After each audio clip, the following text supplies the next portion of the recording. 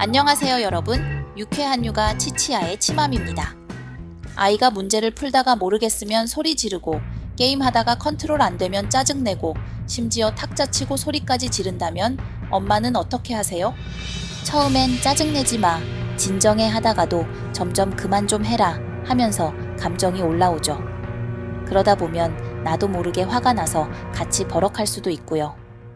근데 이 짜증이라는 게 참 무서운 게 전염이 된다는 거예요. 내가 짜증이 났는데 상대방이 너무 멀쩡하면 더 열받는 경우 있잖아요. 아이들도 똑같아요. 엄마가 너무 차분하면 오히려 더 화를 내면서 엄마를 자기 감정 상태로 끌어들이려고 하기도 해요. 여기서 중요한 건 무엇일까요? 절대 거기에 휘둘리지 않는 거예요. 아이가 아무리 소리를 지르고 난리를 쳐도 엄마가 차분하게 지금 너 많이 화났구나 하면서 감정을 인정해주되 선은 지켜야 해요. 하지만 소리 지르면서 해결되는 건 없어. 이런 식으로 일관되게 반응하는 거죠. 처음엔 더 화를 낼 수도 있어요. 근데 엄마가 끝까지 흔들리지 않고 같은 태도를 유지하면 결국 아이도 감정을 조절하는 법을 배우게 돼요.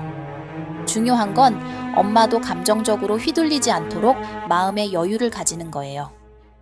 남자애들이 짜증을 내는 대표적인 상황 중 하나가 바로 게임할 때죠. 보통 어른들은 게임이 폭력적이라서 저렇게 화를 내는 거야 라고 생각하는데 사실 그게 아니에요. 실제로 게임을 해보면 화가 나는 건 게임 자체 때문이 아니라 내가 내 기대만큼 플레이를 못해서 그래요. 아이들은 게임 속에서 멋진 영웅이 되고 싶어 해요. 머릿속에서는 내가 엄청난 실력을 발휘해서 상대를 압도하고 화려한 플레이를 할 거라고 상상하죠. 그런데 막상 현실에서는 조작이 서툴고 상대에게 계속 지고 생각대로 안 되니까 짜증이 폭발하는 거예요. 이건 스포츠에서도 똑같아요. 초등학생 남자애들이 축구를 하면 꼭 한 판에 한 명씩 울거나 분노하는 애가 나와요. 이럴 때 부모들은 흔히 이기는 게 중요한 게 아니야, 즐겁게 하는 게 더 중요해 라고 말하잖아요.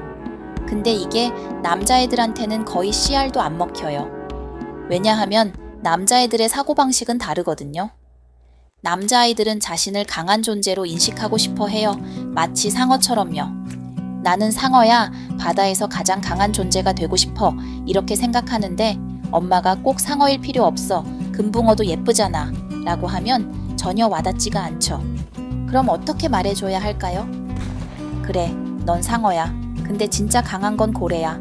고래는 그냥 웃고 있어도 아무도 건드리지 못해. 이렇게 말해주면서 승부욕을 부정하는 게 아니라 더 높은 단계로 승화시켜주는 것이 중요해요. 이기는 게 중요한 게 아니야 라고 하면 아이들은 그러면 난 인정받지 않아도 된다는 거야 라고 받아들일 수도 있어요. 마치 여자아이한테 왜 꼭 사랑받으려고 해? 라고 말하는 것처럼요. 중요한 건 승부욕을 부정하는 게 아니라 더 건강한 방향으로 이끌어주는 것이에요. 승부욕 자체는 잘못된 게 아니에요. 사실 승부욕은 우리 본능에 가까워서 없앨 수도 없어요. 그리고 그럴 필요도 없고요. 문제는 승부욕 자체가 아니라 그걸 미숙하게 표현하는 방식이에요. 아이들이 축구를 하다가 과열될 때 가장 효과적인 중재 방법은 모두가 잠시 멈추는 것이에요. 이게 왜 중요하냐면 아이들에게 감정을 조절할 수 있는 시간을 주기 때문이에요. 이럴 때 부모나 코치가 너 왜 그렇게 행동해? 라고 혼내기보다 이렇게 접근하는 게 더 효과적이에요. 지금 내 나이에는 이런 감정을 조절하는 걸 배우는 시기야. 이기고 싶은 마음 충분히 이해해. 하지만 감정을 조절하는 것도 중요해. 그리고 실제 상황에서 이렇게 해보는 거예요. 지호야, 선생님 눈 봐. 숨 쉬어. 심호흡 한번 해보자. 얘들아, 잠깐 멈춰줄래? 지호가 조절할 시간을 줄 거야. 지호가 괜찮아지면 다시 시작하자. 지호가 아직 흥분해서 이러고 있으면 괜찮아. 숨 쉬어.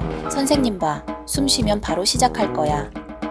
심호흡 후에 좋아. 이제 다시 시작하자. 이렇게 하면 아이는 감정을 가라앉힐 기회를 얻고 주변 친구들도 자연스럽게 그 과정을 배워요. 결국 중요한 건 승부욕을 부정하는 게 아니라 건강하게 표현하는 방법을 가르쳐 주는 것이에요. 아이들이 짜증을 낼 때 우리가 보통 어떻게 반응하나요? 더 큰 짜증으로 덮어버리려는 경우가 많아요. 예를 들면, 그럴 거면 하지 마. 짜증 낼 거면 게임 안 해. 이렇게 하면 순간적으로 아이가 놀라서 짜증이 멈출 수도 있어요. 하지만 이건 조절이 아니라 단순한 외부 자극이에요. 이런 방식에 익숙해진 아이들은 나중에도 감정을 조절하는 대신 외부 자극을 찾게 돼요. 즉, 벽을 치거나 책상을 두드리거나 더 큰 소리를 내면서 자신을 조절하려고 하게 되는 거죠. 우리가 가르쳐야 하는 것, 짜증을 피하지 마, 직면하고 다뤄봐. 이 메시지를 주는 게 중요해요. 그리고 이건 단순히 짜증내지 마 라고 말하는 걸로 되는 게 아니에요. 어떻게 가르칠 수 있을까? 지금 짜증났지? 좋아, 이건 기회야.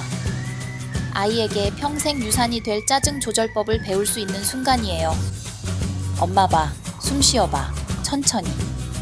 이성을 활용하면 조절할 수 있다는 걸 직접 경험하게 해줘야 해요. 지호야, 숨 쉬고 다시 해봐. 이렇게 하면 되지? 이걸 계속 반복해야 해요. 언제까지? 엄마가 없는 자리에서도 아이 스스로 숨 쉬자라고 생각할 때까지. 즉, 아이의 머릿속에서 엄마의 목소리가 내면화될 때까지요. 결국 중요한 건 짜증을 다루는 법을 몸에 배게 만드는 거예요. 처음엔 잘 안 되더라도 끊임없이 반복하면 나중엔 아이 혼자서도 감정을 조절할 수 있게 돼요. 그러니까 결국 엄마의 말이 효과가 있다는 걸 아이가 직접 경험해야 한다는 거예요. 그게 쌓여야 엄마의 말에 대한 신뢰, 즉 권위가 생기는 거죠. 부모의 권위가 생기는 과정을 정리한다면 첫 번째, 아이가 짜증이 났어요. 두 번째, 엄마가 이렇게 해보자고 해결책을 제시해요. 세 번째, 아이가 엄마 말을 따랐더니 진짜로 짜증났던 상황이 해결됐어요. 그래서 이 경험이 쌓이면 아이가 엄마 말을 믿고 따르게 돼요. 그래서 중요한 건 엄마가 제안하는 방법이 진짜 효과가 있어야 해요. 이 경험이 반복되어야 해요. 그렇지 않으면 아이는 엄마 말을 듣고도 엄마 말 들어봤자 소용없어 라고 생각할 수 있어요. 반대로 엄마 말이 도움이 됐다는 경험이 쌓이면 아이는 자연스럽게 엄마 말을 신뢰하고 귀를 기울이게 됩니다. 그러니까 단순히 진정해, 하지 마 라고 말하는 게 아니라 아이가 진짜로 해결될 수 있는 방법을 제시하는 게 핵심입니다. 오늘 제 영상 어땠나요? 오늘부터라도 내 아이에게 건강하게 표현하는 방법을 가르쳐 주세요. 시청해 주셔서 감사합니다. 다음번에도 좋은 영상으로 찾아올게요. 안녕.